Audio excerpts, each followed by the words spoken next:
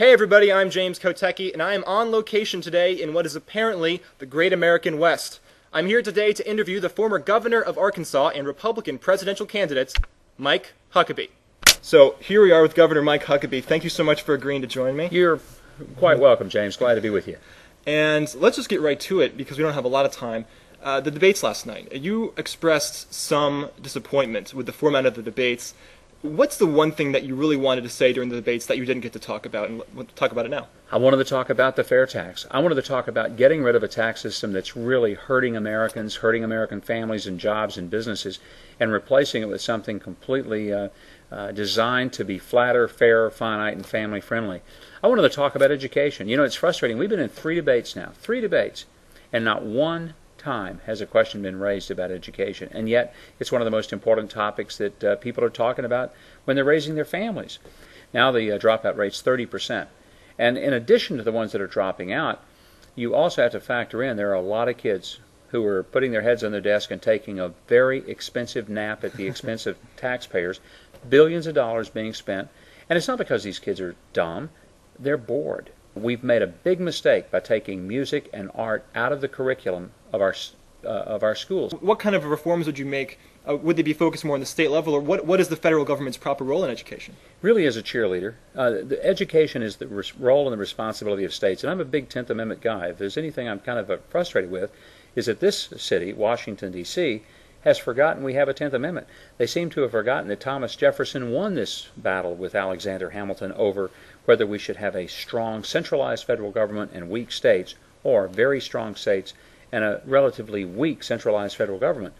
Let's talk about another issue that the Founding Fathers raised, which was the issue of religion and government. Thomas Jefferson phrased it, not in the Constitution obviously, but in one of his letters, as the separation of church and state. Sure.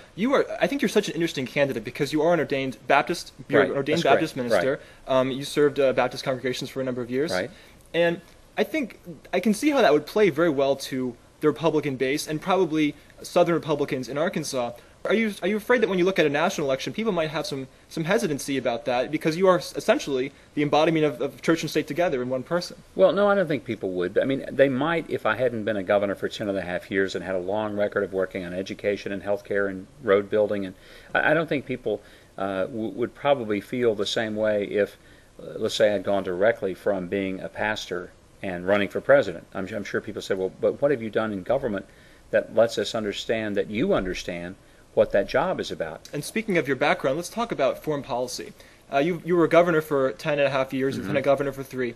But what qualifies you to run and to shape the foreign policy of this country as opposed to other candidates who may actually have more direct foreign policy experience? Well, a couple of things that some people may not realize is that governors deal with foreign governments in the issues of trade and cultural exchange.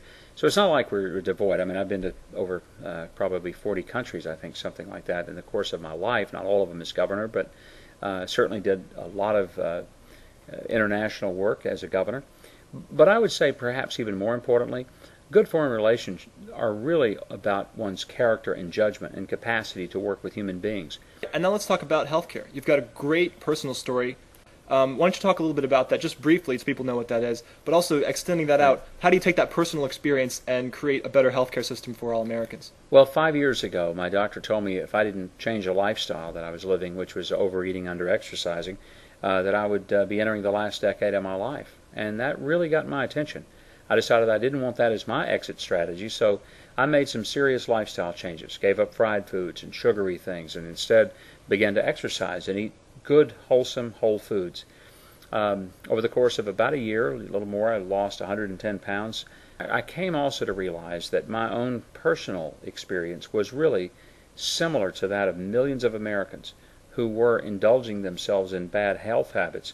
And the result was not only that they didn't look good and feel good, the real problem was the cost is just staggering. I'd lead this country to a change of culture from a disease culture to a health culture. It's not really going to be able to be sustainable until we start focusing on wellness and prevention. Our time is up, so thank you very much, Governor Huckabee. Thank you, James. I truly appreciate the opportunity to sit down, and I have this for you. Okay. This is a pencil puppet that I made of you.